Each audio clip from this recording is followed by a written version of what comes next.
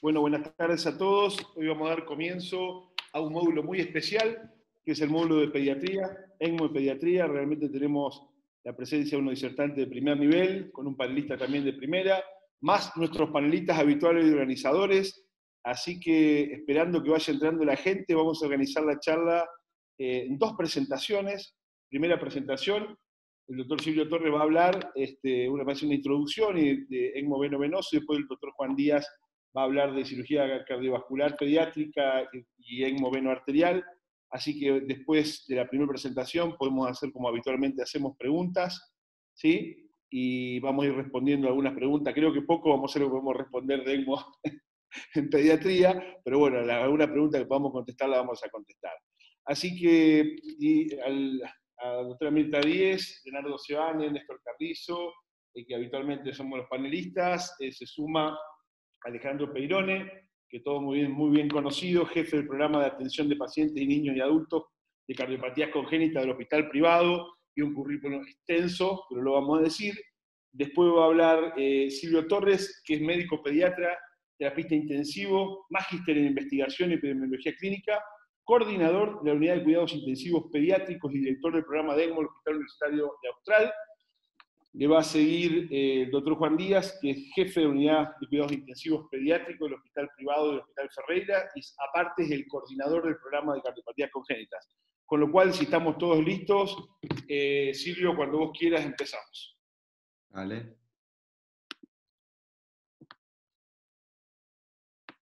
Está compartiendo. Sí, perfecto. Ahí vamos. Bueno, gracias Rafa, gracias Juan, Leandro, todos por la invitación. ¿Se escucha bien? ¿Estamos bien? Perfecto, perfecto. Bueno, muchas gracias ahí, gracias por la invitación a este curso. La verdad que siguiendo el programa es un curso bastante completo y bueno, la idea nuestra, mía, ahora cuando Juan estuvimos charlando con Juan ya hace tiempo para ver cómo armar la parte pediátrica. Bueno, yo voy a encargarme un poco de lo que es veno-venoso y lo que es respiratorio y algunas cuestiones neonatales también que generan la duda. Estoy hablando con Rodolfo Keller, amigo mío, neonatólogo, muy amigo también de Rafa, que se conocen de Rosario, y así que armamos una linda charlita para ustedes. Bueno, este es mi hospital, el Hospital Austral, en Pilar, a 50 kilómetros de Buenos Aires. Y bueno, vamos un poquito a charlar de esto. Como yo siempre digo, bueno, el que no pone una foto con Bartlett no vale. Todos nos sacamos la foto con el creador del ECMO. Así que esta fue cuando estuvimos en Cancún, y la verdad que está bueno sentarse y charlar un poquito con él y ver, digamos, cuando tuvo esta visión de las cuales estamos todos los locos que hacemos COSOG de soporte extracorpóreo atrás de esto, ¿no? Bueno, el ECMO, vamos a hablar un poco también de la evidencia que hay, cómo la evidencia fue cambiando y cómo fue cambiando en pediatría. Acá, bueno, saqué una diapositiva que a Rafa le gustaba mucho y que decíamos, bueno, que el ECMO vino también a generar un cambio en el paradigma filosófico, porque desde el advenimiento del ECMO ya hay 3 estados de la materia, que es vivo, muerto o en ECMO. Una vez no sabe en ECMO cuánto está el paciente, si está vivo o está muerto, qué pasa con el soporte que tiene. Así que vamos a tratar un poquitito el puntapié inicial, digamos. Primero que la causa tiene que ser reversible, si no es fútil.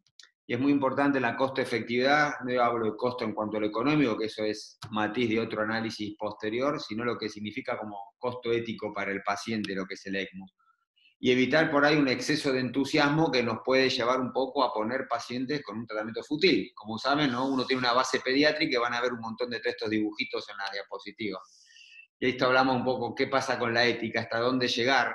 Hay realmente indicaciones para poner en ECMO, ¿no? Y realmente uno hasta cuándo llega. Es fácil poner al paciente en ECMO, pero lo que es difícil es quizás sacarlo al paciente de ECMO. Y en eso, bueno, un poquitito vamos a charlar en esta charlita, acá en esta clase. Bien, vamos a hablar un poquitito de la indicación veno-venosa, que es respiratoria. Primer punto para considerarlo, digamos, el paciente tiene que tener una muy buena bomba cardíaca, y entonces es fundamental que el paciente, digamos, tenga una buena bomba cardíaca para poder uno generar el ECMO respiratorio, veno-venoso. Indicaciones. Fundamentalmente hay 2 grandes indicaciones, lo que es la neonatal y la pediátrica. Entonces, la neonatal, el síndrome, digamos, de síndrome de aspiración de líquido amniótico meconial, bastante discutido en los últimos 5 años, pues veremos por qué, la hipertensión pulmonar persistente.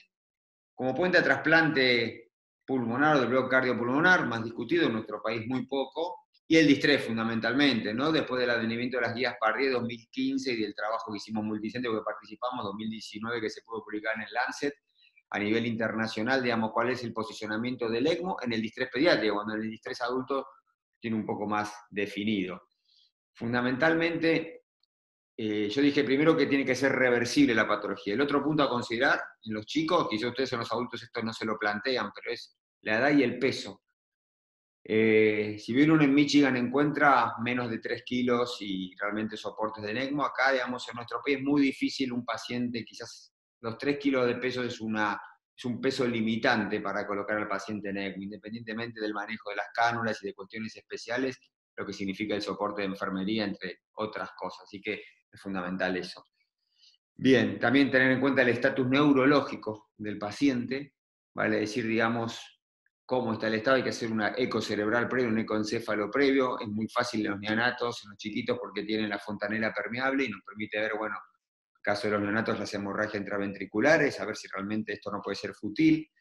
Ver cómo vamos a manejar la coagulación y la hemostasia, a diferencia de adultos. Yo un poco quería centralizar esto, ¿qué diferencias tenemos? Bueno, los neonatos y dentro de los primeros 6 meses está un exceso de proteína S y proteína C, que genera muchos trastornos en la coagulación y favorece, digamos, que los neonatos puedan tener mucho sangrado cerebral. Esto es un problema que ustedes no tienen, pero bueno, cuando uno va por un paciente en ECMO, y si bien en la coagulación lo que más se ha avanzado y más controversia hay en la arena internacional, uno ya prácticamente desdeñando lo que es el TCA y manejándonos mucho con el anti-10 y el AT3.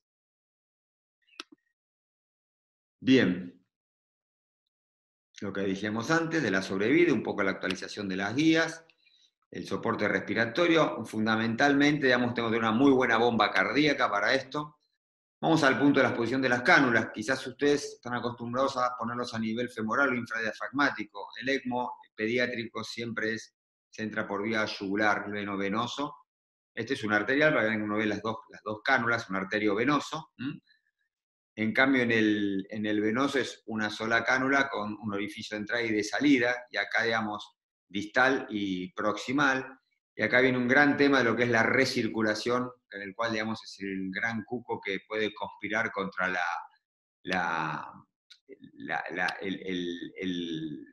el éxito del ECMO en estos pacientes, en los pacientes pediátricos veno-venosos. Como decíamos antes, una cánula con orificio de entrada y de salida. Acá lo podemos ver mejor. Una placa con el posicionamiento. Fundamentos. Tercer concepto importante para definir. Prevenir, digamos, el daño asociado al distrés, lo más frecuentemente, como punto de trasplante yo lo mencionaría, pero digamos con poca experiencia en Argentina. Fundamentalmente en pediatría es esto, y en neo, como dijimos, síndrome de aspiración de líquido amniótico meconial y la hipertensión pulmonar relacionada con otras patologías respiratorias. Indicaciones. Bueno, ¿utilizamos PAFI o utilizamos índice de oxigenación? Con un nivel 2 de evidencia es fundamental que en el paciente que no tiene un distrés lo coloque con un índice de oxigenación mayor a 25. Más que PAFI, se utiliza más índice de oxigenación. Y que la evolución de la enfermedad de base no tiene que ser crónica, tiene que estar dentro de los 7 días. Vale decir, un paciente tiene un distrés dentro de los 7 días, yo lo puedo colocar en ECMO. Cuando nos llaman a veces para un paciente de 21 días, 25 días, saturando con una PO2 de 40, saturando 75, 80% de causa respiratoria, ya se le murió el pulmón prácticamente y no tiene indicación de colocación en ECMO. Entonces es fundamental el tiempo de evolución menor a 7 días y un índice de oxigenación, recordando un poco la fórmula de índice de oxigenación, expresión pico por tiempo inspiratorio, cierro paréntesis, más PEP por tiempo expiratorio, sobre el ciclo, tiempo total inspiratorio, expiración más expiración. Eso me da lo que es el índice de oxigenación, que digamos, entre 15 y 16 uno ya lo tiene indicación para ponerlo en alta frecuencia, ventilación oscilatoria de alta frecuencia, y con más de 25, con un buen nivel de evidencia, nivel 2 de evidencia, se vio en el trabajo del ANALS, que está para indicación de ECMO en este paciente. Repetimos un poquito todos los criterios de ECMO, cuando uno ya tiene inhabilidad para ventilar al paciente, fundamental, recordar el índice de oxigenación mayor a 25, ventilación mecánica, acá se hablaba de 14 días, cada vez se lo tiende a menos de 7 días, la reversibilidad del daño, que no haya un daño neurológico, y bueno, obviamente que no haya alguna coagulopatía que contraindique su entrada. fundamentalmente índice de oxigenación de 25 y ahora se tiende a menos de 7 días, aunque algunos centros con 7 a 14 días los discuten en cuanto a la evolución. Evaluación pre-ECMO, fundamental. Todo esto, digamos, quizás es en la misma situación, digamos, cuando va por un ECMO cardíaco, pero es fundamental repetir, y en pediatría, a diferencia de adultos, que en los chicos que tienen la fontanela permeable por debajo de los 6 meses, 7 meses, uno puede hacer una ecoencefalografía con la fontanela anterior permeable para ver que no haya sangrado cerebral, y poder ver un poco la sustancia blanca y gris.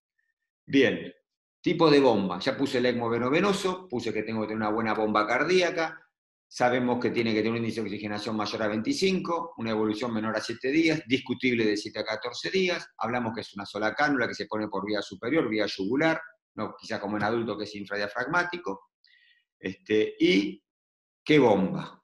Y acá viene un tema que es si, digamos, los que son más pro-germanos, pro-europeos, utilizan más lo que es la centrífuga en los chicos, y los que son más de la idea de la escuela americana, la roller. No sé si en adultos es así, pero en los chicos se plantea esta discusión, y no ve por ahí en la neonatología, sobre todo en el Garrahan, usar mucho la roller, la bomba de rodillo. Y el punto es si había diferencia entre uno y otro. No hay diferencias. Hay un muy buen trabajo, digamos, que genera, digamos, una evidencia en las cuales, digamos, no hay diferencia entre una y otra. Vamos a citar, digamos, de qué se trata el trabajo, muy buen nivel de evidencia, una cantidad de pacientes enorme, más de 2.500 pacientes divididos en ambos grupos, y se vio que quizás se ponía un poquito más de hemólisis en la centrífuga versus la rodillo, que no es explicable, pero no había diferencia en la sobrevida entre los grupos, con lo cual la que uno tenga y la que mejor pueda manejar y sea más efectiva para su servicio, esa debe usar. Así que esa teoría de que la centrífuga era mucho mejor que la de rodillo, al menos en pediatría y sobre todo en neonatología, no correría. O sea, este trabajo es un trabajo de muy buena evidencia, un diseño bastante robusto, una cohorte muy importante, más que mostrar un poco de diferencia en cuanto a que se rompen más los glóbulos rojos, hay un poco más de hemólisis, pero sin consecuencia para la evolución del paciente. Bien, la gran columna. ¿Qué ventajas tiene el ECMO veno-venoso y por qué lo usamos mucho en pediatría, en patología respiratoria? Después Juan se va a encargar de hablar bien lo que es cardiovascular, que es otro mundo. La verdad que lo que es la recuperación de la cirugía cardiovascular, la cardiopatía congénita, el ECMO arteriovenoso ahí, es otra cuestión totalmente diferente de lo que yo estoy hablando ahora, que es estrictamente lo que es respiratorio. Ventaja o no de ligadura de carótida. Las partículas, digamos, al tener el pulmón como barrera, no van directamente al cerebro, riesgo de embolia cerebral. Y esto de la sangre hiperoxigenada que entra directo a la arteria pulmonar y que puede vasodilatar y disminuir la presión en la arteria pulmonar. No obstante, también tenemos nuestras desventajas. La recirculación, el gran problema, el gran cuco, la gran amenaza que tiene el ECMO veno-venoso en pediatría, digamos, cómo podemos paliar la recirculación, que tengo de una muy buena bomba cardíaca y ligar sí la vena yugular interna en el mayor de los casos. ¿Cómo es la fisiología de esto? Bueno, directamente, en los cuales la sangre desoxigenada drena directamente desde la aurícula derecha, el acceso venoso se bombea a la bomba, y va luego a la membrana extracorpórea donde se oxigena y se vuelve a reinfundir la circulación venosa, o sea, hay un círculo, con lo cual es muy importante el control de la recirculación. McLaren, muy preocupado con esto, había generado algunas formas en las cuales podía ver qué porcentaje de recirculación había en los pacientes pediátricos, aparte de la volemia en pediatría de diferentes adultos. Hay un montón de cuestiones que nos llevan a pensar qué pasa cuando la sangre del ECMO oxigenada y el retorno venoso se mezclan, y saber bien, digamos, que acá, digamos, la saturación venosa no nos va a servir para medir gasto cardíaco, como sí puede suceder en el ECMO arterial, que después Juan les comentará. Hablo mucho de la recirculación, pero realmente, ¿qué se entiende por recirculación? Es cuando la sangre retorna desde el ECMO luego de ser infundida por el paciente. Entonces, hay que ver muy bien cuál es la diferencia entre la saturación preoxigenador y la saturación venosa, que realmente es baja. Y uno puede ver un poquito esta mezcla de sangre, esta recirculación, que no ocurre en el ECMO veno-arterial, pero que es muy bien monitorizada con la saturación pre- y postmembrana y la saturación venosa. ¿De qué es lo que depende? No nos vamos a cansar incluso, digamos, en hacer esta fórmula, porque por ahí quizás compleja, pero uno entiende el concepto, entiende dónde tiene que trabajar, y mucho tiene que ver el primer momento en los chicos, chiquititos, se quinquean las cánulas, se doblan las cánulas, cuello corto, o sea, cómo está en esa posición de la cánula, cuál es la ubicación, el flujo de la bomba, el gasto cardíaco del paciente, qué catéter uso, y por ende, digamos, el volumen intravascular de chicos que cualquier cambio en lo que hay 200, 300 mililitros son muy importantes en su volemia y pueden generar que una recirculación quizás de un 20% tenga un impacto importante en la oxigenación y volver a reoxigenar la sangre ya oxigenada. Acá está un poquito el esquema, cómo es el drenaje, cuál es el flujo efectivo y dónde se produce, digamos, la recirculación de entrada al circuito, inclusive del ECMO veno-venoso. Repetimos los factores que afectan, cómo está canulado, cuál es la posición, qué power le doy a la bomba, qué velocidad le estoy dando a la bomba, qué flujo le doy a la bomba, y luego, bueno, lo que dijimos, la posición del paciente y el tamaño. Hay que trabajar sobre las cánulas, sobre la posición del paciente, sobre el cuello, que es muy fácil que se gire, el enfermero lo cura, lo gira, se quinquea, lo kinesian, etcétera, etcétera, y trabajar con el flujo de la bomba, que es bastante. Es otra cosa interesante que en el flujo veno-venoso no tengo cierto grado de circulación, tengo mezcla de la sangre que yo tomo y la que reinfundo, porque es una sola cánula con un doble lumen, entonces no puedo esperar una saturación quizás de 95%, 90%, como puedo esperar en el arterio venoso. Y hay muchos trabajos y las últimas guías hablan de una saturación promedio entre 75 y 80%, como saturación en el ECMO veno-venoso. Sí es muy importante después ver lo que es la hipoxia tisular, que no se relaciona con la saturación, o la hipoxia con lo que es la saturación. Y acá vienen los grandes planteos. Si la hipoxemia yo mido con la saturometría es lo mismo que la hipoxia tisular, entonces yo tengo que medir un poco qué es lo que le está pasando a las células, qué pasa con la producción de ácido láctico, la perfusión periférica, o si tengo NIRS, es el ideal monitoreo para los pacientes en ECMO en general y mucho más veno-venoso, que me va a permitir quedarme tranquilo. Si yo lo tengo saturando en el monitor 80%, no tengo que esperar más del 90%, quizás como uno puede verlo en general con el arterio venoso. Entonces, fundamentalmente, y el otro concepto para considerar es ver la oxigenación tisular más que nada que la saturometría, que una saturometría de 80%, si el paciente, digamos, no levanta el ácido láctico, no tiene estado de disoxia, uno puede quedarse tranquilo con este paciente. ¿Cuáles son los eventos, digamos, los factores directamente capitales influidos sobre lo que es la hipoxia tisular, que me va a generar el aumento del ácido láctico, una glucólisis anaerobia o una baja en el NIRS? Por eso es fundamental el monitoreo del NIRS, en caso que lo tenga es ideal. El aumento del flujo del ECMO y disminuir la recirculación y ver, digamos, si tengo que transfundirlo o no. O sea, mejorar los carriers con la transfusión de hemoglobina, bajar la recirculación, posicionamiento de cánula, cuello del paciente, tamaño de cánulas, etc. Y el flujo de la bomba de ECMO. Bien.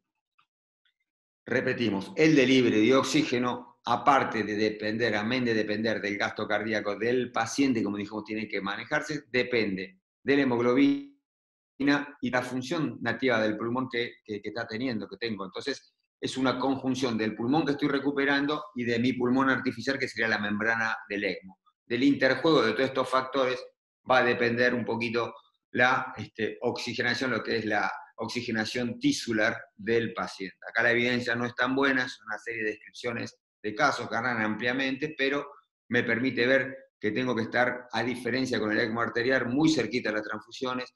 El gasto cardíaco lo tengo que tener asegurado y rápidamente ir recuperando al pulmón.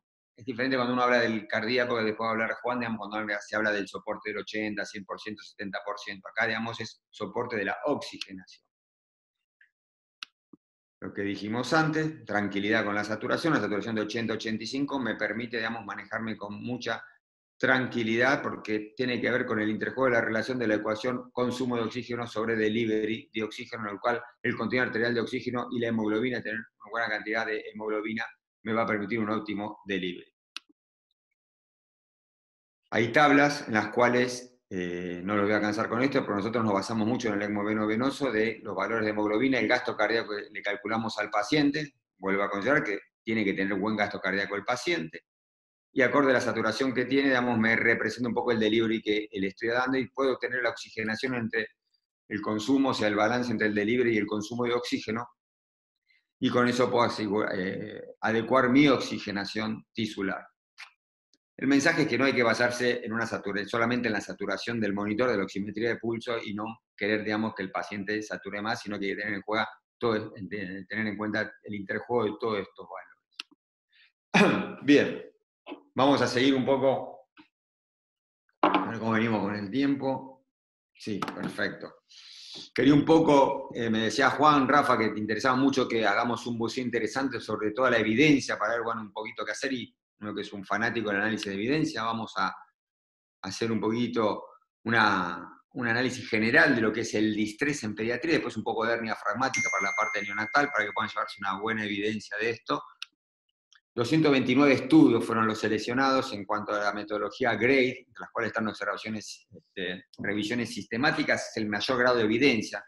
Es muy difícil realizar un metaanálisis porque los outcomes de cada uno de los diferentes estudios, en cuanto hicimos por panel GRADE, no compartían los mismos objetivos, entonces no sería válido, desde el punto de vista científico de la evidencia, poder hacer una conjunción de ambos, de todos los estudios que estuvimos viendo. Entonces, mayor grado de evidencia en la revisión sistemática, una evidencia en general en promedio grado 2-3 es confiable, de eso vamos a hablar un poco, de los cuales el PAR-10 es la que más se lleva.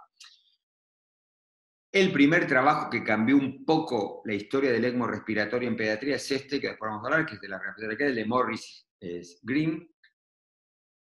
No sé qué pasó acá está. Que es este trabajo, acá un poco generaba cómo había mejorado del paciente sin ECMO al paciente con ECMO, mejoraba entre un 10 a un 40% de la sobrevida, de 1 a 4 pacientes que antes se morían con las terapéuticas convencionales de ventilación mecánica, en distrés respiratorio, sobrevivían.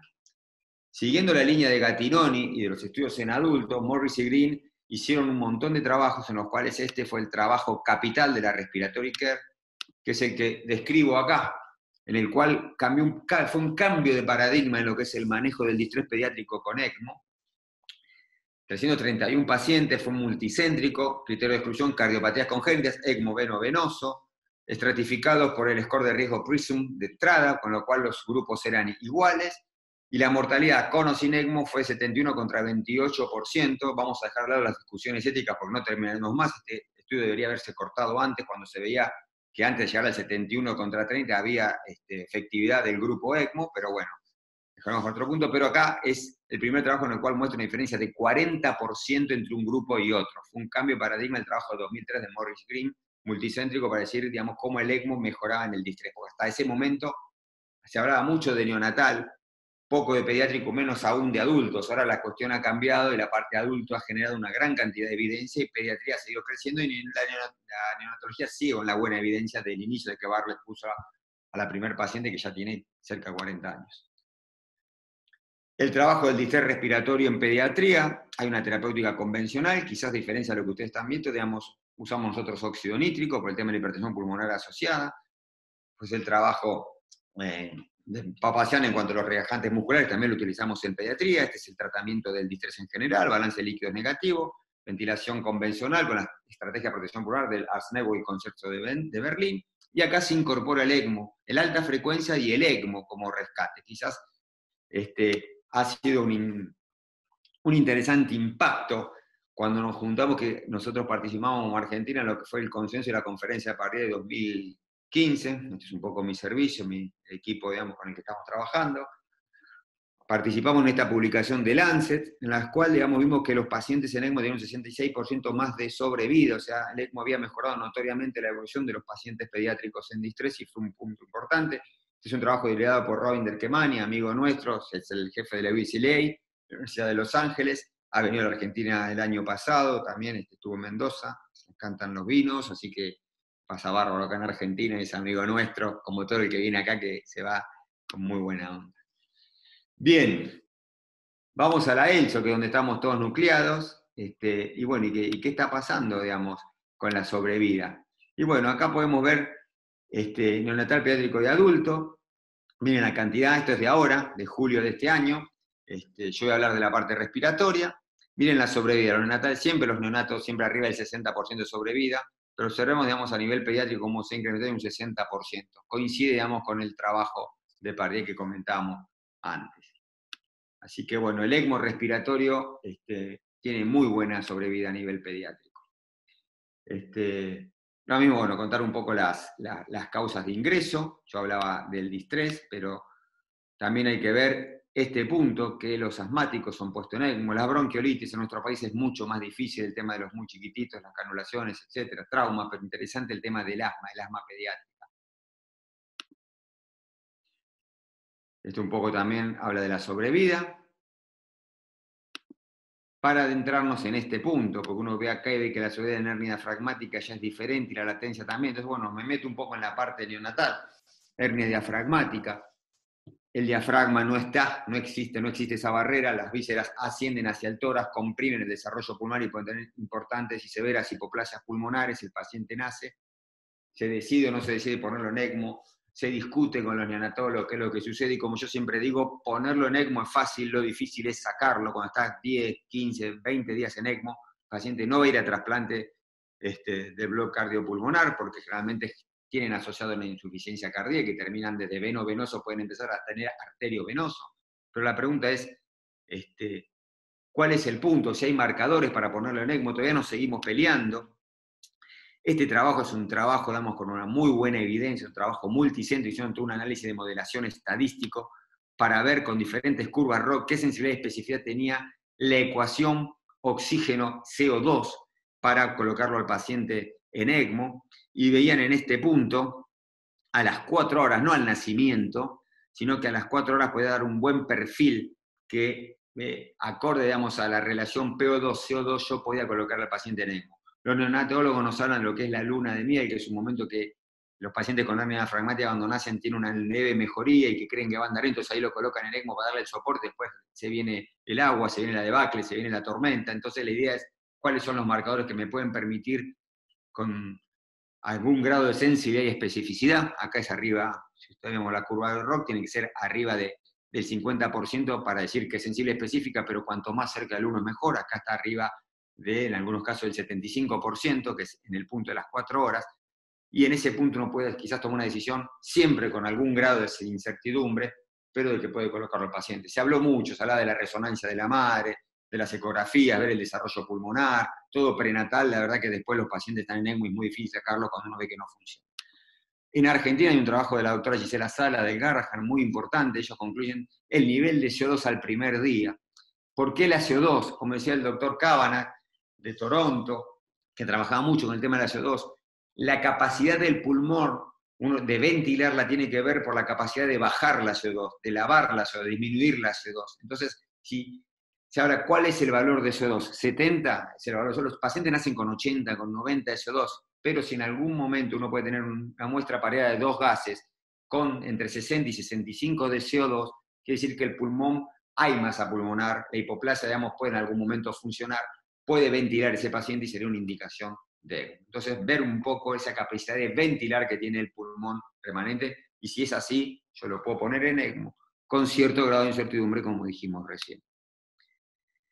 Esto es un poco los resultados de Argentina, pero bastante, para ver un poquito que muestra también lo que pasa a nivel, hablaban de 60%, nosotros de 65% en cuanto a lo neonatal pediátrico, en cuanto a sobrevida del paciente en ECMO respiratorio, casi cerca, parecido a lo que nos mostraba la ELSO, simplemente para eso. Falta poco, esto es para animarlos a seguir, que ya falta. Un poquito hablar de lo que fue nuestro programa en el hospital, ya prácticamente terminando y cumpliendo 23 minutos, ya en 2 minutitos terminamos. Hicimos toda una capacitación, nos fuimos a capacitar afuera con el doctor Keller, estuvimos en el laboratorio de Washington, estuvimos un tiempo allá rotando, viendo pacientes, trajimos el ECMO, esto fue en el 2008, y hasta hoy es lo que tenemos, digamos, en nuestro hospital, un programa que compramos la bomba centrífuga, después el doctor Krauser, también muy amigo conocido de ustedes, cirujano cardiovascular, trajo también 2 bombas rodillas. Nosotros tenemos 3 bombas, 2 de rodillo y una centrífuga, ponemos ECMO respiratorios y cardíacos, muy buena sobrevida en los ECMO respiratorios, cardíacos depende mucho de la patología de base, digamos, ahora va a discutir muy bien Juan, digamos, cómo manejar los ventrículos únicos, etcétera, etcétera.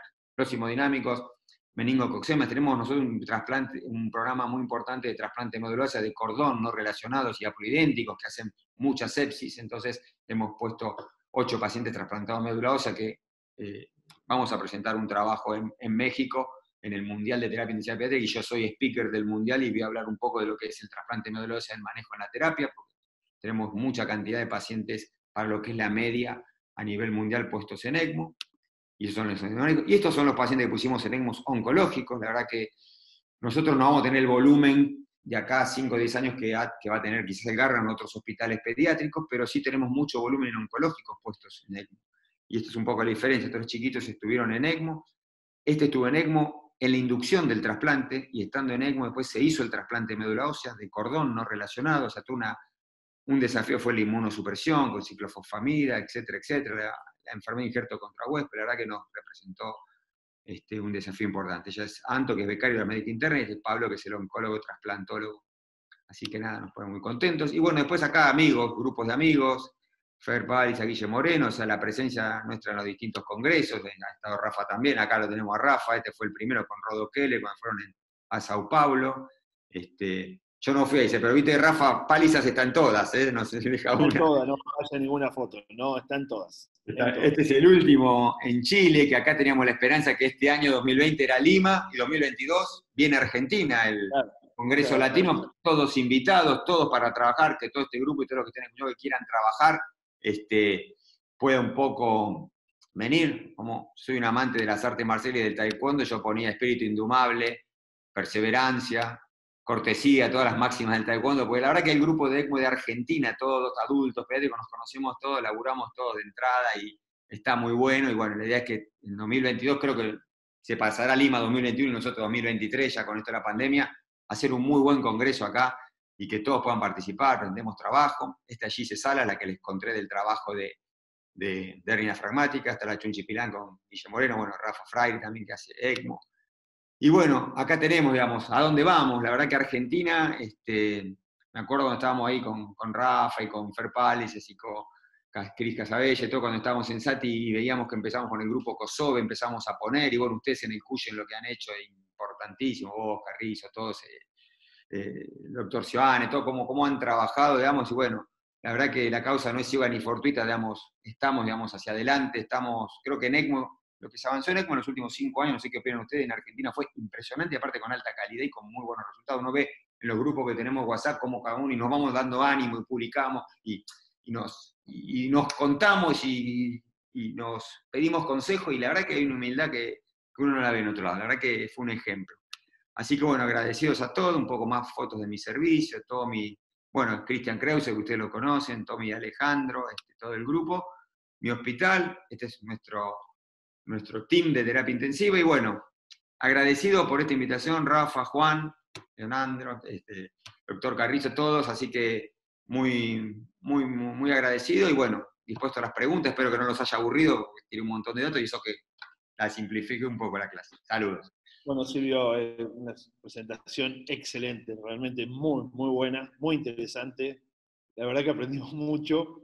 Como era de suponer, había pocas preguntas en el chat, uno suponía ya eso, pero no sé si alguien quiere decir, alguien de los panelistas, hacer algún comentario, alguna pregunta o decir algo que podamos soportar la charla de Silvio en el sentido de cuál es la situación actual del ECMO en pediatría en la Argentina, si alguien quiere participar o decir algo. Si no, voy a algunas preguntitas, 2 que tengo nada más, que han hecho en el chat.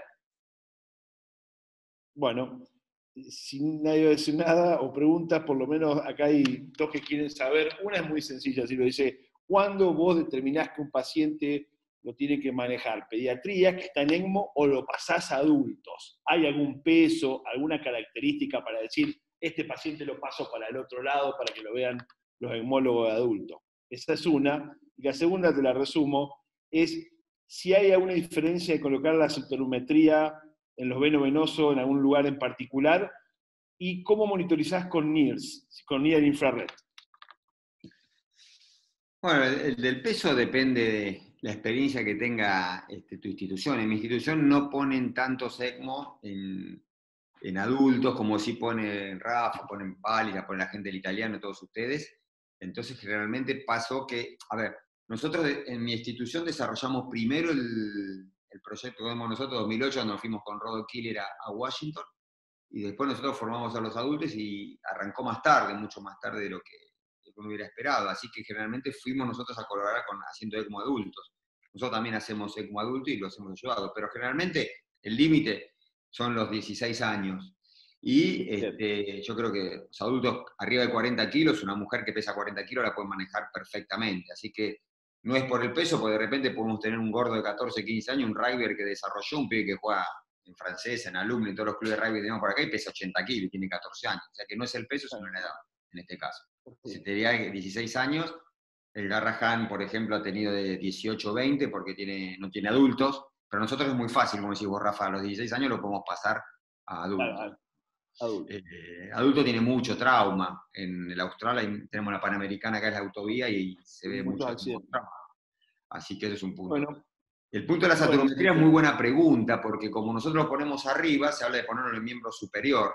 Después, bueno, no quiero meterme en el tema cardíaco, digamos, si es preductal o postductal o cómo es la saturometría, quizás lo va a hablar un poco Juan con el tema de la cardiopatía, pero generalmente es en miembro superior y el NIR cerebral. Lo que me interesa es la saturación cerebral, digamos, si es plánico, digamos, canta un poco, el riñón recibe un poco menos de flujo, ahí ya le interponemos el hemofiltro, que de esto Rafa sabe un montón, y lo filtramos al paciente, pero lo importante es el NIR cerebral. Si tengo dos sensores, porque escasean los sensores y son más caros, un cerebral y un esplánico, pero si tengo que elegir, elijo el NIR cerebral y me tengo que asegurar una óptima saturación cerebral, exacto. Bueno, Silvio, vamos a pasar a... Sí, dale. Sí. No, yo quería hacer un pequeño comentario, Silvio, excelente tu presentación con respecto nosotros manejamos el programa de cardiopatías congénitas de niños y del adulto, y esto como cuándo se pasa el paciente, hasta cuándo es niño, hasta cuándo es pediatra, es un tema recurrente. Y yo creo que acá entra más en juego el tema del trabajo multidisciplinario, es decir, lo que cada uno sabe para sumar para el paciente. Hay pacientes que tienen más de 16, 20, 25, 30 años con cardiopatías congénitas complejas, ventrículos únicos, que en realidad la fisiología y el manejo clínico de esos pacientes eran mucho más avesados cardiólogos pediatras que los de adultos, y viceversa. Hemos tenido pacientes con problemas coronarios, anomalías coronarias o miocarditis, que la gente de adultos los maneja mejor que nosotros. Entonces yo creo que acá entra mucho el líder del team, que en este caso en nuestro hospital es Rafa, y quien concentra la información de los diferentes grupos que están más capacitados. Creo que eso sería como una reflexión. Sí, claro. Bueno, Cristian Krause, que vos lo conocés, que también es amigo tuyo, acá opera con adultos, opera con Bastianelli, con los chicos de adultos, y han venido a operar acá. La verdad que hay muy buena relación, lo que dijo Perón es así. Y la cardiopatía congénita de adultos es el futuro, la realidad que es interesantísimo. Sobreviven estos pacientes, hay cirugía de Kreuzer-Fontan de 40, 50, hasta 60 años, han tenido hijos, mujeres operadas, y es buenísimo. Es buenísimo porque una cardiopatía casi paliativa hace 15, 20 años. Yo estaba en Estados Unidos la primera vez que fui a rotar, no se operaba y ahora cambió todo. Y en Argentina hay una experiencia enorme, como dijo Peirone. Y el trabajo entre cardiocirujanos y cardiólogos adultos pediátricos, también terapistas, es buenísimo. Por eso esto suma a lo que hablaba de la humildad que hay en los grupos de trabajo, interdisciplinario. Excelente reflexión de Peirone. Sí. Bueno, vamos a seguir con la segunda charla. Juan Díaz, Juancito, cuando quieras empezar con veno arterial. Deja de compartir, Silvio. Ahí está. Ahí está. Así puede compartir Juan. Buenas tardes a todos. Bueno, muchísimas gracias por... A ver, me parece que tenés que dejar de compartir, Silvio. Sí, tenés que dejar de compartir, Silvio, así puede compartir Juan. Ahí está. Está Juancho, perfecto. Gracias, Silvio. Excelente presentación. Muchísimas gracias. La armamos bien, Juan, no nos pisamos. Bueno, ahí se ve. Me parece que sí. Sí. Bueno, básicamente, después de esta brillante presentación, la idea mía es presentar sobre todo el ECMO venoarterial. El ECMO venoarterial casi exclusivamente de los problemas cardíacos, ¿no es cierto? La idea nuestra con Silvio era darle un marco fundamentalmente teórico para no entrar en repetición de cosas que son muy parecidas con los adultos. Y se van a dar cuenta por qué. Bueno, primero empezamos un poco con la parte estadística, ver los números. Es todos los datos recabados hasta el momento de la organización, en donde fíjense que es sumamente importante el número que tiene que ver la cardiología dentro de la neonatología. Estamos hablando del 20%, en este caso mucho tiene que ver lo que explicó Silvio de la gran cantidad de ECMO que hay en neonatología, pero los ECMO de causa cardíaca en pediatría ya son más, estamos hablando de casi la mitad. Miren también la mortalidad, bastante interesante la sobrevida, y estamos hablando de registros muy grandes. Estos registros datan desde el año 1990. También a tener en cuenta para el ECMO venoarterial es el ECMO como soporte a la reanimación cardiopulmonar, que también, si bien es un número muchísimo menor, pero también a tener en cuenta.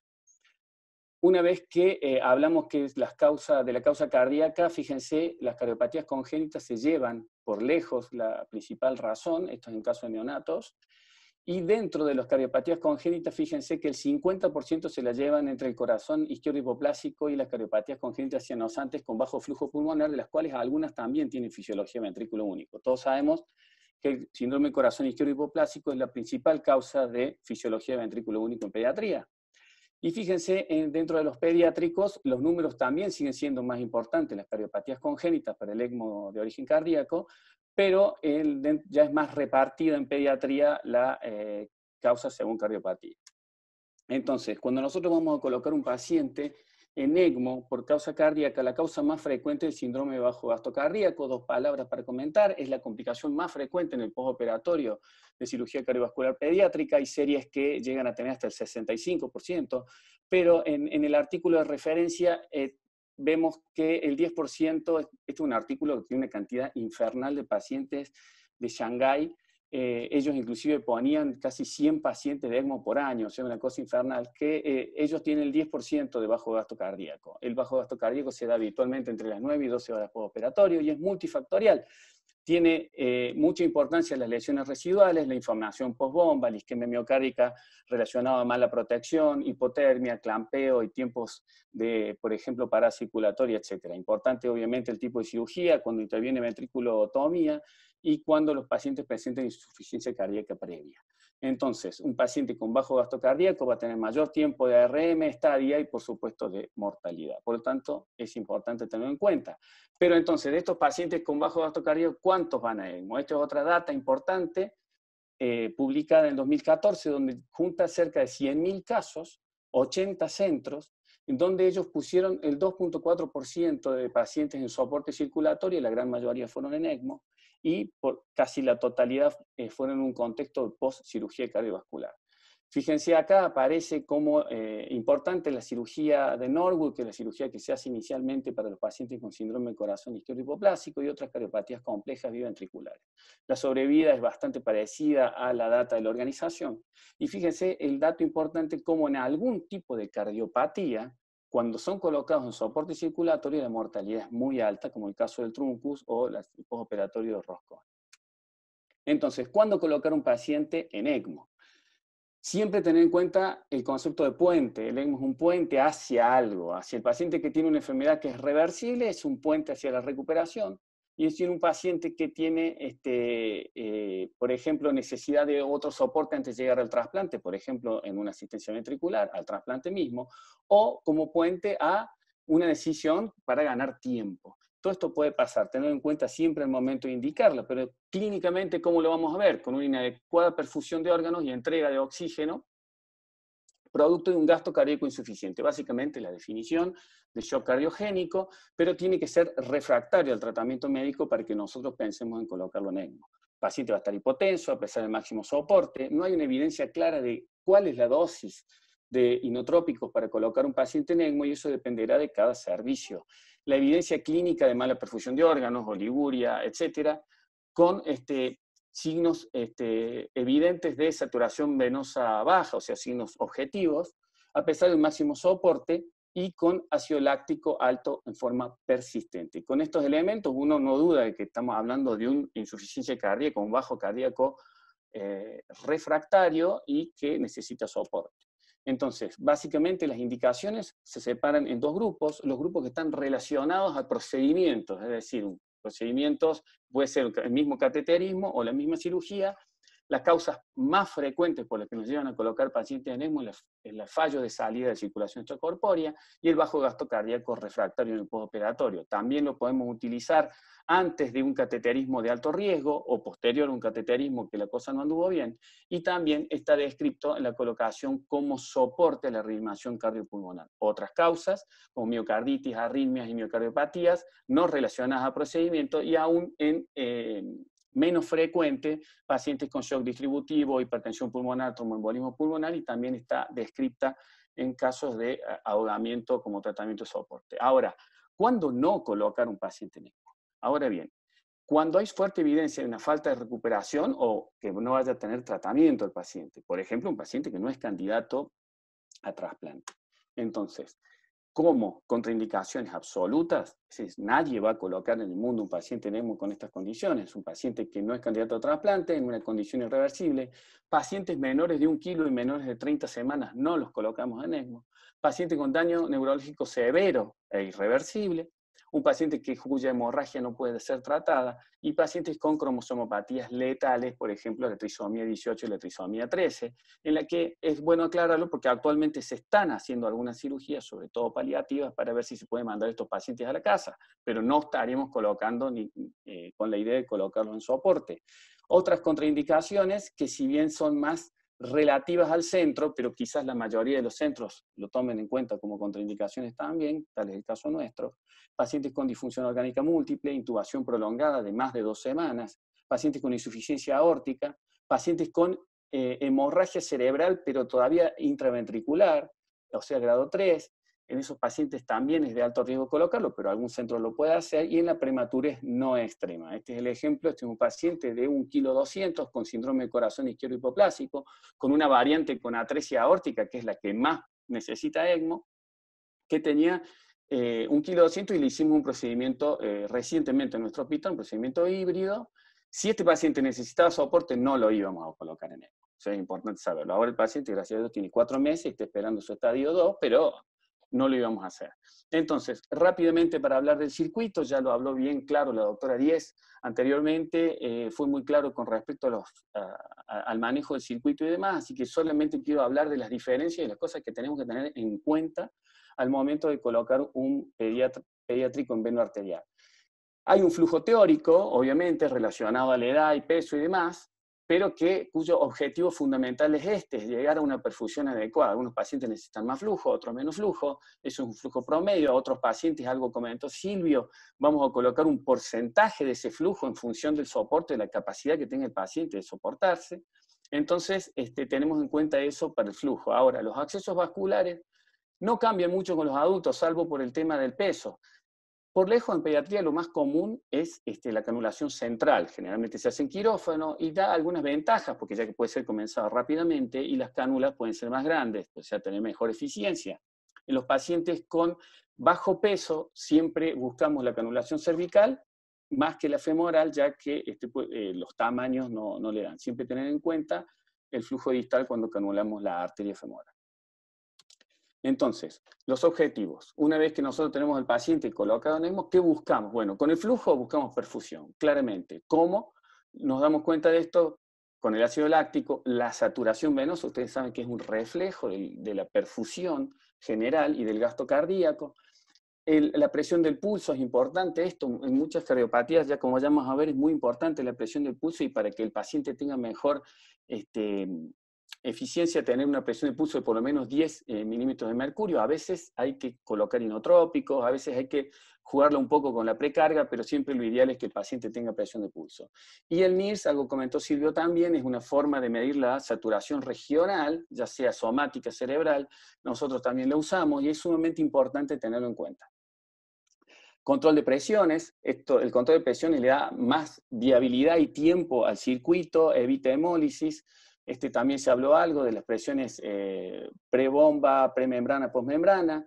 También hablamos de la oxigenación. Este es un punto importante en los venos arteriales en pediatría. ¿Por qué? Porque estamos hablando de pacientes que están acostumbrados a saturaciones de 80%. No tenemos por qué hacerlo saturar en la arteria 100%. No necesitan una PO2 de 300. Están acostumbrados a otra cosa. Entonces tengamos en cuenta que la saturación venosa siempre es unos 20-30% menos que la saturación arterial. Así que el dato más importante cuando pensemos en oxigenación no tanto es el valor en sí, sino también mantener un buen hematocrito para una saturación venosa que le permita al paciente tener un buen ácido láctico y una buena perfusión. Tengamos en cuenta que cuando comenzamos un ECMO veno arterial con una CO2 muy alta, el descenso debe ser lento para no generar cambios bruscos en la circulación y en flujo sanguíneo cerebral. Los pacientes también pueden tener, cuando estamos en un monitoreo continuo, algún cambio en los gases, y necesitamos a veces hacer una maniobra que es aumentar el sweep de gas para que se limpie la condensación y eso lleve a un valor normal. Tengan en cuenta, esto puede pasar. Evitar siempre la embolia gaseosa y tener en cuenta también que cuando el paciente no tiene una comunicación interauricular, puede necesitar un venteo con un catéter en el ventrículo izquierdo o realizar una septotomía. Eso se habló también en anteriores, en pediatría también pasa, si bien la mayoría de las cardiopatías congénitas tienen una comunicación que le dejan los cirujanos. Con respecto a la anticoagulación, también algo habló Silvio, nosotros utilizamos como todos lados heparina, estos son los valores de inicio, nosotros estamos controlando con anti-10 activados los pacientes, utilizamos sobre todo un protocolo que hemos traído de Filadelfia, en donde nuestro cirujano hizo su formación, y nos guiamos fundamentalmente con eso y con algún otro parámetro de control. Es importante tener en cuenta el KPTT, sobre todo para no pasarse con algún déficit asociado de factores, tener en cuenta los niveles de plaquetas que tenemos que tener. El TCA lo utilizamos sobre todo al momento de colocarlo en ECMO. Generalmente nuestro perfusionista trae el aparato y va dando sus primeros indicios ahí. Mantener fibrinógenos en buenos niveles y tener en cuenta este dato que en pediatría se da muchas veces, cuando los pacientes llegan a 35, 40 unidades kilo hora y así todo no logramos los objetivos de anti-10 activada, puede ser que sea un déficit de antitrombina 3, por lo tanto es importante tener en cuenta utilizar plasma fresco o directamente la antitrombina 3. También se habló de esto en la clase anterior, que estuvo muy bueno. Con respecto al destete, cuando hablamos de veno arterial o por un paciente que entró por un bajo gasto cardíaco, 3 a 5 días es un buen tiempo para ir pensando en sacarlo. No son pacientes que se extienden por muchos días. Si a los 5 días el paciente no arrancó con su función miocárdica, es muy poco probable que lo haga, por lo tanto, ¿qué vamos pensándolo? Cuando hablamos de éxito, si a las 48 horas del destete el paciente no lo requirió de nuevo, y esto que está en negrita es muy importante tener en cuenta que el ecocardio es un excelente monitor de función al pie del paciente, que lo hacemos todos los días, hacemos el winning con el ecocardio, vamos bajando un poco el flujo, vamos viendo cómo se contrae, eso lo hacemos siempre junto con los cardiólogos, los cirujanos, todos juntos en el equipo, lo vamos viendo día a día, tomando en cuenta la presión misma del pulso, la presión sistólica del paciente, inclusive a veces vemos que comienza a disminuir tanto la saturación venosa como la saturación arterial por algún tipo de mezcla o no mezcla que genere gracias a la función miocárdica, son todos indicios de que la cosa va mejorando. Siempre tengan en cuenta, cuando comenzamos el winning hay que optimizar la carga de miocardio, no podemos bajarle el soporte así como así, hay que tener en cuenta los inotrópicos, la vía aérea y la ventilación, la corrección metabólica en general, y tener una muy buena anticoagulación para no generar trombos al disminuir el flujo. De esto hay montones de checklists y demás que son muy utilizados. Con respecto a la evolución, conocemos que los factores de mala evolución del ECMO tienen que ver con fallo renal, la duración del soporte, pacientes que a las 24 horas todavía no logran estabilizarse, cuando el ECMO se inicia en terapia intensiva y no en quirófano, pacientes que sangran, pacientes con infección y pacientes con fisiología de ventrículo único, que ahí es donde quiero llegar. Es decir, es muy importante este capítulo porque es lo que realmente nos diferencia con respecto a los adultos. Ojo, estoy hablando de adultos sin esta cardiopatía. El síndrome de corazón isquémico hipoplásico es por lejos la causa más frecuente de fisiología de ventrículo único que tenemos en pediatría, en las cuales los manejos quirúrgicos se manejan en 3 estadios. Un primer estadio en donde se repara la aorta junto con la pulmonar, utilizando un parche, y se asegura el flujo pulmonar de distintas maneras, ya sea a través de una anastomosis sistémico pulmonar o a través de un tubo que va desde el ventrículo a la arteria pulmonar. Hay otra opción, una tercera opción, que es en la que nuestro hospital es pionero, que es el procedimiento híbrido, en la que se espera para la cirugía grande un poco más, pero mientras tanto se limita el flujo del pulmón con cerclaje de las ramas pulmonares y se asegura la permeabilidad del ducto a través de una stent. El estadio 2, ya sea que venga de un híbrido y se le repara la aorta con la pulmonar, que se llama cirugía de Norwood, uniéndola a la vena cava superior, o directamente haciendo la unión de la vena cava superior a la arteria pulmonar, que se llama cirugía de Glenn, eso se hace, depende entre los 4 meses y 6, siempre antes del año. Y después el de estadio 3, la cirugía de Fontan-Kreuzer, en donde se realiza una anastomosis cabo pulmonar total o un bypass cabo pulmonar total a través de un tubo extracardíaco. Entonces, cuando relacionamos esto con el ECMO, es importante porque nos vamos a enfrentar con esto. En el estadio 1, en los pacientes que tienen anastomosis sistémico pulmonar, que se llama cirugía de Norwood clásica, tengan en cuenta la cánula va a estar colocada siempre entre la carótida y la neoaorta. Y el shunt va a estar cerca. Entonces, tener en cuenta que la sangre que va a llegar al shunt puede no ser suficiente. Entonces, algunos que hacen, lo clampean, pero si lo clampean, se sabe que aumenta la mortalidad. Entonces, la forma de mantenerlo permeable al shunt y que el flujo que se lleva el shunt no nos afecte la perfusión, lo que hay que hacer es aumentar los flujos, usar flujos elevados, es decir, de 150, 200 mililitros kilo. Ustedes vieron que al inicio hablábamos de un teórico de 100. Entonces, ¿pero qué pasa si el paciente con estos flujos presenta mala perfusión, ácido láctico elevado, liguria, etcétera, con saturación venosa baja y congestión pulmonar? Este paciente lo que quizá necesita es un clampeo del shunt, que actualmente se hace no en pacientes de ECMO, necesariamente en cualquier paciente que tenga un shunt y el shunt le sobre en tamaño va a tener esta clínica y va a necesitar el clampeo del mismo. Tener en cuenta otro dato, al momento del weaning, cuando uno comienza a bajar el flujo, hay que retirar un poco la cánula para asegurar, ya que bajamos el flujo, que pase bien sangre al pulmón para que funcione bien. Estadio 1, pero en el caso de anastomosis con el sano, en este caso hay 2 o 3 tips. Tener en cuenta que como la cánula está lejos, los flujos altos terminan robándole sangre a ese mismo shunt. Entonces es necesario no tener flujos bajos, no necesariamente, no tener flujos altos, perdón, no necesariamente hay que usar flujos bajos, pero evitar los altos, porque si no puede llevar a la trombosis del shunt. Mantener también la pulsatividad es importante, o sea que estos pacientes generalmente necesitan inotrópicos y una buena precarga para evitar la trombosis.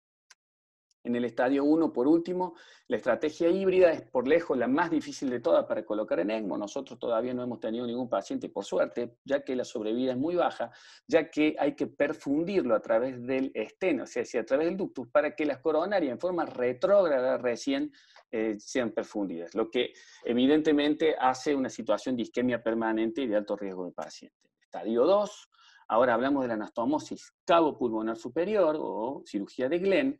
También es muy difícil, es todo un desafío. Se puede hacer de la carótida y la yugular solamente, pero cuando no es suficiente hay que agregar otro lugar de cánula venosa, que puede ser ya sea por esternotomía o en la misma femoral.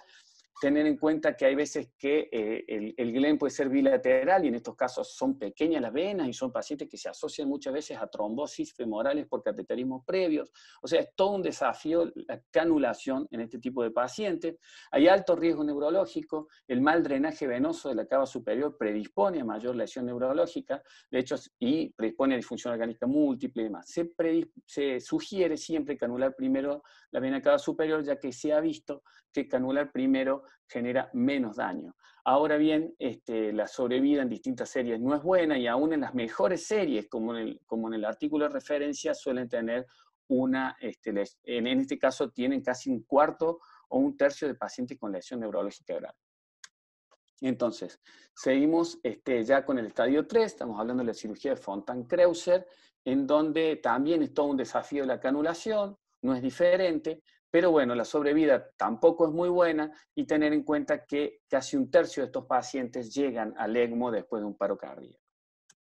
Entonces, hablando de paro cardíaco, hay distintos programas en el mundo, es difícil, necesita muchos recursos, pero se puede. Ahora, ¿cuándo? Siempre no. Estamos hablando, tiene que ser un paro cardíaco presenciado, tiene que ser una reanimación que a los 20 minutos no tiene respuesta, tiene que ser en estos 20 minutos una adecuada reanimación cardiopulmonar y no tiene que tener contraindicaciones de ECMO. Entonces, en estos pacientes se desencadena toda una serie de, se activa todo un sistema. Este protocolo es del Children's de Seattle, y fíjense que ellos hablan de que a los 30 minutos tiene que estar canulado. Para eso tiene que haber ya un sistema de ECMO previamente purgado con cristaloides y listo para esto y todo un equipo. O sea, no es fácil para nuestro país, pero no imposible. Se sabe que la mayor sobrevida en estos casos es cuando se da en quirófano lógico, y fíjense que la sobrevida cuando se hace bien es muy similar a de los otros casos. Otro punto a tener en cuenta, cateterismo y ECMO, no poco importante. Ya habíamos hablado de la importancia de colocar en ECMO un paciente periprocedimiento, pericateterismo, pero lo que quiero destacar acá es que los pacientes en ECMO, el 28% pueden tener lesiones residuales, y las lesiones residuales en cirugía de cardiopatías congénitas puede ser decisivo entre la vida y la muerte. También a tener en cuenta que el eco no es un buen elemento para encontrar las lesiones residuales, pero sí lo es el cateterismo. Fíjense, con esta data, el 81% de los pacientes a los que se encontró una lesión residual en cateterismo necesitan una intervención. Y que esta intervención puede ser dada en el mismo cateterismo también. ¿Estamos? Entonces, también sabemos que la detección precoz de estas lesiones residuales disminuye el tiempo de ECMO y por ende mejora la sobrevida. Se sabe que esto es cuando uno lo encuentra dentro de las 72 horas. O sea que cuando vemos que una ECMO la cosa no va bien, no está mejorando, no hay que dudar en llevar al paciente a la sala de hemodinamia. Entonces, un poco para ir terminando la experiencia de nuestro hospital, nosotros tenemos un hospital en el que estamos haciendo un aproximado de 120 cirugías cardiovasculares por año. En este año ya llevamos colocado 2 pacientes en ECMO. Llevamos en nuestro programa, que es bastante, estamos en formación, digamos, son 15 pacientes en los que hemos tenido un peso bastante variable. La indicación del ECMO en nuestros casos fueron fundamentalmente bajo gasto cardíaco, en la mayoría fueron canulación central. En todos utilizamos ultrafiltración continua como una terapia de reemplazo renal. En uno de los pacientes hubo que agregar hemodiálisis lenta. La duración media de los casos fue de 3.4 días. Uno necesitó un cateterismo donde se encontró una lesión residual y se lo reintervino. Y la sobrevida al alta es del 46.6% comparable a las otras series. Entonces, como conclusiones, lo que me gustaría que se lleven: prevenir, identificar y tratar el bajo gasto cardíaco en el postoperatorio. Pocas diferencias con los adultos del ECMO veno-arterial, sobre todo cuando hablamos de flujo y de accesos vasculares. Tener en cuenta que la fisiología del ventrículo único tiene frecuente necesidad de soporte. Para recordar, en el corazón izquierdo hipoplásico en el estadio 1, si tiene una anastomosis sistémico-pulmonar de Blalock-Taussig, hay que usar flujos altos. Si tiene una anastomosis de sano, evitar los altos flujos y mantener la pulsatilidad. Y en los pacientes con la estrategia híbrida, bueno, a rezar. Hay una alta mortalidad en estos pacientes. En los estadios 2 y 3, todo un desafío también la canulación, por eso lleva una alta morbimortalidad, pero se puede hacer, y tener en cuenta una intensa búsqueda de lesiones residuales en estos pacientes, siempre considerando el cateterismo cardíaco. Muchas gracias. Bueno, Juan, espectacular, la verdad, las 2 charlas, un lujo, muy buenas, muy claras y muy completas. No sé si hay alguna pregunta pendiente, se han ido contestando las preguntas en el chat, pero la verdad que cubrió prácticamente todas las generalidades de ECMO veno-venoso y veno-arterial, con muy buena evidencia. La verdad que estamos pasando unos minutos, pero fueron brillantes presentación. No sé si alguien quiere decir algo, preguntar de los panelistas, o agregar algo. Sí, gracias, realmente fueron 2 charlas excelentes, creo que coincidimos. Para nosotros a veces pediatría es un poco un mundo aparte de ciencia ficción y vemos que la verdad que los resultados son excelentes y la casuística es impecable. Ahí hay una pregunta que quería hacerle, no sé si Silvio o Juan, que pregunta, por ahí es más para Juan: ¿qué precaución se debe tener en un ECMO preoperatorio cuando el paciente tiene un ductus permeable? Bueno, en general la precaución que hay que tener es un tema de manejar los flujos también. O sea, fundamentalmente aumentar el flujo. O en algunos casos también se podría clampear, porque clampear el ductus no es un problema como clampear, por ejemplo, un shunt. O sea, dependerá del caso, pero clampearlo es una buena opción. Perfecto. O aumentar los flujos o lo clampear. Bien. No sé si hay alguna otra pregunta. Una pregunta recurrente que nos pasa cada vez que ponemos un paciente en ECMO es ¿cuándo le hacemos cateterismo? Son casi todos pacientes postoperados con sospecha de lesiones residuales, o algunas veces la indicación es porque no sabemos qué pasa. Entonces, al no saber qué pasa, el paciente está en ECMO, y eso nos plantea un dilema de cuándo es el tiempo oportuno o el momento oportuno, ya que nuestra sala de terapia intensiva está en primer piso y la sala de cateterismo está en planta baja. Es una distancia considerable para trasladar al paciente. Por lo tanto, Juan, me gustaría de toda esta investigación que hiciste y esta búsqueda bibliográfica que es brillante, si has podido hacer como corolario de cuando el paciente postoperatorio cardiovascular está en ECMO, ¿hay indicación formal de tiempos para llevarlo a hemodinamia en busca de lesiones residuales o potenciales soluciones de esto? Bueno, sí. A ver, la mayor parte de la data tiene en cuenta, no es que toda la data que hay, no es que todos los grupos, en cuanto el paciente lo pusieron en ECMO, se fueron a cateterismo. No es sistemático. Vos bien dijiste, Alejandro, trasladarlo es una complicación muy grande. Yo no lo comenté, pero en la foto que hablé sobre esa diapo, estaba todo el grupo moviendo un paciente hacia hemodinamia, estaban todos, estaba el cirujano, había 2 enfermeras, estaba el perfusionista, 2 intensivistas, era todo o sea, no es fácil, se puede, se hace, los equipos tienen batería, pero tener en cuenta que no es de entrada. Ahora bien, lo primero siempre buscar la lesión con ecocardio. Si el paciente no la tiene, pero la evolución no es buena, siempre antes de los 3 días. Como bien lo dice la data y la evidencia, tiene que ser antes de las 72 horas corregido el defecto, porque eso disminuye los tiempos de circulación extracorpórea y disminuye, y obviamente, la mortalidad, por ende. Sí, yo creo que este año en el Congreso de ECMO la escuché a Jackie Kreuser, la hermana de Christian, hablar de eso, de ella de Pittsburgh, y el tema del cateterismo en ECMO. Hablé antes de que la coagulación se está dando la gran discusión en la arena internacional, bueno, ya desterrado lo que es el TCA y mucho para anti-10 y el manejo de AT3, y ahí en Seattle, que también nombraron, hay un trabajo del mes pasado de la Critical Care de Villalba, que es una argentina que está allá, que habla muy bien de la coagulación. Bueno, el otro punto es el cateterismo. Me parece que hoy por hoy ya es impensado en lo que es cardiopatía congénita, en recuperación cardiovascular, tener ECMO, tener un servicio de cateterismo de hemodinamia acompañante. Me parece, Juan, que eso es un punto fundamental y que Fundamental. va a determinar el éxito de un programa, no solo de ECMO, sino también de cardiopatías congénitas. Creo que eso se habló este año en el Congreso Mundial de ECMO.